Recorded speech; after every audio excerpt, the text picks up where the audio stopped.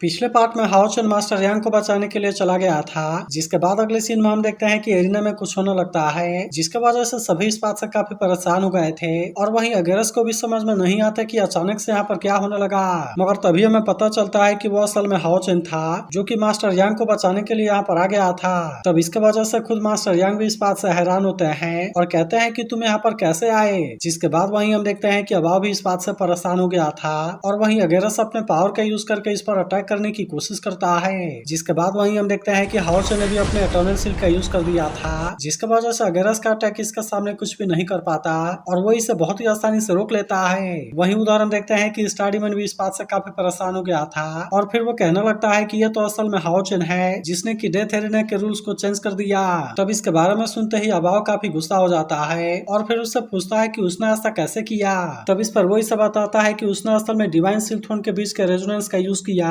लेकिन फिर भी मैंने अब इस लूप होल को फिक्स कर दिया है। लेकिन इसके बाद भी हम देखते हैं कि अबाव इतना आसानी से शांत होने वाला नहीं होता और कहने लगता है कि अगर वो यहाँ पर किसी को बचाने के लिए आया है तो फिर चलो उसे बचाने दो, क्योंकि मैं असल में अपने प्लान को इतना आसानी से डिस्ट्रॉय नहीं होने देना चाहता। और फिर वो स्टारडीमन वसागो से कहता है कि एक दूसरा स्टार डेथ एरिना ओपन करो, लेकिन इसके बारे में सुनते ही वसागो काफी घबरा जाता है और फिर कहता है कि दूसरे डेथ एरिना को ओपन करने का कीमत काफी हाई होगा। लेकिन इसके बाद भी हम देखते हैं कि अबाव को इसके बारे में कोई चिंता नहीं होती, इसीलिए वो इससे कहने लगता है कि मुझे इस बात से कोई मतलब नहीं है, इसीलिए चाहे इसके लिए तुम्हें अपना लाइफ बर्न करना पड़े या स्पिरिचुअल पावर, मगर इसके बाद भी मैं केवल रिजल्ट चाहता हूँ। और इसके बाद वो इस पर गुस्सा होते हुए कहता है कि क्या तुम ऐसा नहीं करके डीमन क्लैन को धोखा देना चाहते हो। जिसके बाद वहीं हम देखते हैं कि वसागो आखिरकार इसके बारे में कुछ भी नहीं कर पाता, इसीलिए हम देखते हैं कि वो इसकी बात मानने के लिए रेडी हो गया था और फिर अपने पावर का यूज करके यहाँ पर एक दूसरे डेथ एरिना को ओपन कर देता है। जिसके बाद वहीं हम देखते हैं कि बाकी डीमन भी इस बात से काफी खुश हो गए थे और कहने लगते हैं कि दूसरा डेथ एरिना भी ओपन हो गया।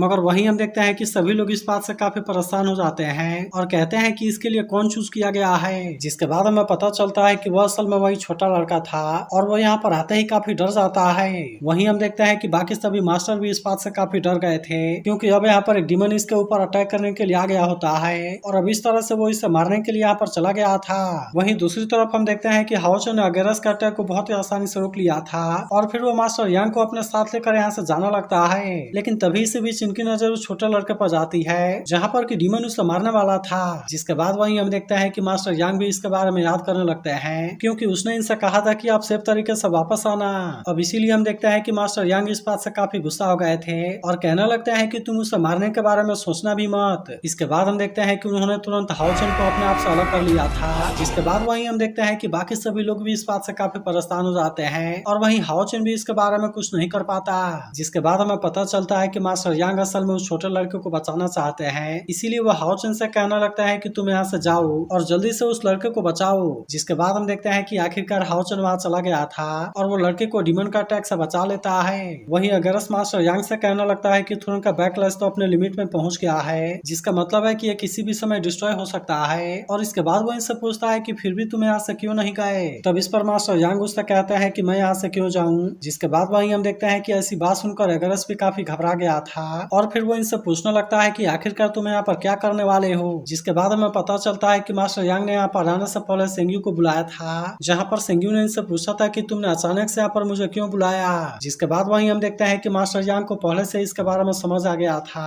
और वे जान गए थे कि डीमन इनको भी डेथ एरिना में जरूर बुलाएंगे। अब इसीलिए हम देखते हैं कि मास्टर यांग को अपने मौत से कोई अफसोस नहीं होता, क्योंकि उन्होंने पहले से इसके बारे में अंदाजा लगा लिया था। इसके बाद हम देखते हैं कि वो अगेरस से समुद्र के बारे में बात करने लगते हैं और फिर उससे कहते हैं कि क्या सच में ब्यूटीफुल है। इसके बाद मास्टर यांग उससे कहने लगता है कि जब मैं छोटा था तो उस समय मैंने इसके बारे में ड्रीम किया था और तब से ये मेरा ऑब्सेशन बन गया। फिर वो कहने लगता है मैंने सुना है कि ये बहुत ही ब्यूटीफुल है, लेकिन असल में मैंने इसे कभी नहीं देखा, क्योंकि असल में ये पूरी तरह से डीमन क्लैन के कब्जे में है। फिर वो कहने लगता है कि जब मेरे पास में इसे देखने का एबिलिटी हुआ तो मैं उस समय डिवाइन सील नाइट बन गया और फिर इस तरह से अलायंस का लीडर बन गया। अब इसी वजह से हम देखते हैं कि वे पिछले 60 सालों से होली सिटी से बाहर नहीं गए थे, लेकिन इसके बाद भी हम देखते हैं कि वे हमेशा इस समुद्र के बारे में सोचते रहे, यहाँ तक कि इन्होंने इसके बारे में एक मेमोरी भी बना लिया था और वे होली सिटी में वेल को जंप लगाते हुए देखते थे। अब इतनी बात कहने के बाद वो अगेरस से पूछते हैं कि क्या ऐसा ही दिखाई देता है। जिसके बाद वहीं हम देखते हैं कि अगेरस भी थोड़ा शांत हो गया था और फिर इनसे कहने लगता है कि बदकिस्मती से ऐसा नहीं है। जिसके बाद हम देखते हैं कि वो अपने पावर का यूज करना शुरू कर देता है और अब इस तरह से हम देखते हैं कि वो इनको समुद्र के बारे में दिखाने लगा था। इसके बाद वो इनसे कहने लगता है कि असल में अर्थ पर यूनिवर्स का रिफ्लेक्शन है, जहाँ पर कि सनलाइट के साथ वेव के स्पार्कल भी होते हैं। इसी तरह से हम देखते हैं कि वो इनको इसके बारे में एक एक करके बताने लगता है, जिसके बाद वही हम देखते हैं कि मास्टर यांग भी इस बात से काफी खुश होते हैं और वही इसके बारे में पूरी तरह से फील करते हैं। इसके बाद वो इनसे कहने लगता है कि वेल इसमें जंप लगाते हैं और ये पूरी तरह से स्टार से भरा हुआ होता है।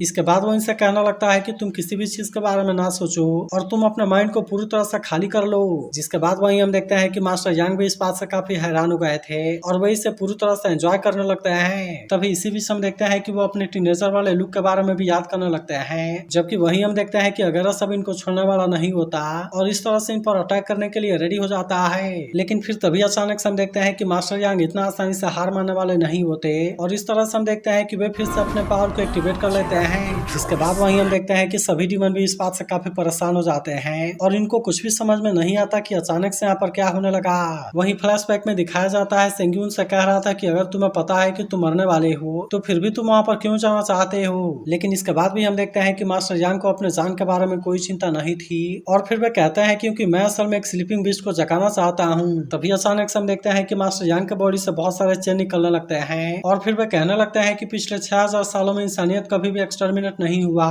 क्योंकि इसका असली रीजन है कभी भी फेड ना होने वाला फाइटिंग स्पिरिट और डिटर्मिनेशन। इसके बाद हम देखते हैं कि वो सील थ्रोन को ही खींचने लगते हैं, जिसके वजह से सब इनको काफी पेन हो रहा था। इसके बाद हम देखते हैं कि मास्टर यांग सील थ्रोन के बारे में याद करने लगते हैं, जहाँ पर इनसे पूछा गया था कि क्या प्रोटेक्शन एंड कंपैशन वाले सील थ्रोन का बियरर बनने के लिए क्या तुम अपने फ्रीडम को छोड़ने के लिए रेडी हो, क्योंकि असल में उसके बाद तुम होली सिटी से बाहर नहीं जा पाओगे और तुम्हें यहीं पर रहकर इसे गार्ड करना होगा। जिसके बाद हम देखते हैं कि मास्टर यांग इस तरह से सभी के बारे में याद करने लगते हैं और इस तरह से आखिरकार वे इसके लिए मान गए थे। जिसके बाद इनसे कहा जाता है कि अगर तुमने इस प्रॉमिस को तोड़ा तो फिर उसके बाद तुम्हें 100 बार थ्रोन के वेट को बियर करना होगा जब तक कि तुम मर नहीं जाते। जिसके बाद हम देखते हैं कि मास्टर यांग को इसके बारे में कोई चिंता नहीं थी और आखिरकार वे इसके लिए मान गए थे। वहीं हम देखते हैं कि मास्टर यांग फिर से सील थ्रोन को खींचने लगते हैं और कहने लगते हैं कि असल में एक स्लीपिंग बीस्ट का जैसे है, जो कि असल में हर एक इंसान के हार्ट में है और इसीलिए इसे अवेकन करने की जरूरत है। अब इसीलिए हम देखते हैं कि मास्टर यांग को इसके बारे में कोई चिंता नहीं होती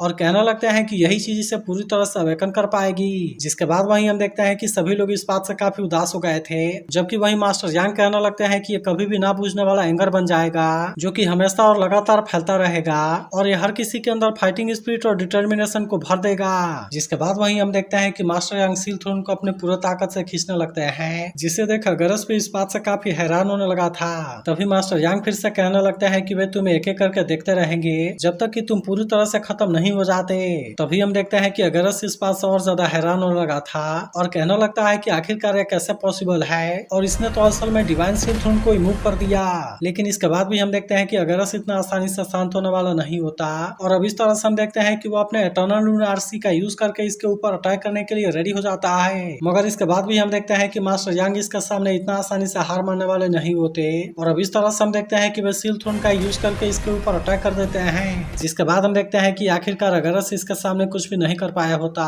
और इस तरह से हम देखते हैं कि वे इसे बहुत बुरे तरीके से इंजर्ड कर देते हैं। वहीं उदाहरण देखते हैं कि होली सिटी काफी तेजी से हिलने लगा था और इसीलिए सभी परेशान हो जाते हैं कि आखिरकार ये क्या होने लगा। जिसके बाद वहीं हम देखते हैं कि मास्टर यांग का ये अटैक सच में बहुत ज्यादा पावरफुल था, जिसके वजह से अगरस इसके सामने कुछ भी नहीं कर पाया होता और वो इसमें बहुत बुरे तरीके से इंजर्ड हो गया होता है। अब इसीलिए उसे भी यकीन नहीं होता और कहने लगता है कि ये कैसे पॉसिबल है। जिसके बाद वहीं हम देखते हैं कि बाकी डीमन भी इसके वजह से इंजर्ड हो गए थे, इसीलिए वे सभी इस बात से काफी परेशान हो जाते हैं और कहने लगते हैं कि आखिरकार एक कैसी पावर है और हम इसमें इंजर्ड क्यों हो रहे हैं। वहीं वसागो कहने लगता है कि डीमन क्लैन का मूनलाइट खत्म होने वाला है, जिसके वजह से ये चीज पूरे डीमन क्लैन के लिए ऐसा बूंद होगा जो कि कभी भी हिल नहीं होगा। जिसके बाद वहीं हम देखते हैं कि अबाव भी इस बात से काफी परेशान हो गया था और फिर कहने लगता है कि इसके वजह से मेरा पूरा प्लान बर्बाद हो गया। वहीं उधर सेंग्यू कहने लगता है कि अब होली सिटी में जो उजाला होगा वो असल में अब इंसानों के खुद के मुंह से होगा। वहीं अगरस कहने लगता है कि मैं बहुत रेयरली किसी की तारीफ करता हूँ, लेकिन असल में तुमने सच में कमाल कर दिया और तुमने इंसानों के ब्रिलियंस को दिखा दिया। और अब इतनी बात कहने के बाद वो इससे कहता है कि मैं उस बीस्ट का वेट करूंगा। जिसके बाद वहीं हम देखते हैं कि वेंजाओ और बाकी सभी इस बात से काफी रो रहे होते हैं, क्योंकि आखिरकार वे मास्टर यांग को बचाने के लिए कुछ भी नहीं कर पाए होते। वही उधर हम देखते हैं कि हाओचन भी इस बात से काफी उदास हो गया था और फिर वो गुस्से में उस डीमन को मार देता है। इसके बाद हम देखते हैं कि वो इनके साथ में बिताए हुए पलों को याद करने लगा था और अब इस तरह से वो इस बात से काफी उदास हो जाता है। मगर वहीं हम देखते हैं कि मास्टर यांग जाने के लिए रेडी हो गए थे और कहते हैं कि अब इंसानों का हिस्ट्री और फ्यूचर तुम्हारे हाथों में है। तो अगर आज का एक्सप्लेनेशन अच्छा लगा हो तो इस वीडियो को लाइक और इस पर एक कमेंट जरूर कर देना, और अगर आप इसके अगले एपिसोड के लिए एक्साइटेड हो तो इसके बारे में जरूर बताना।闲时的风却来不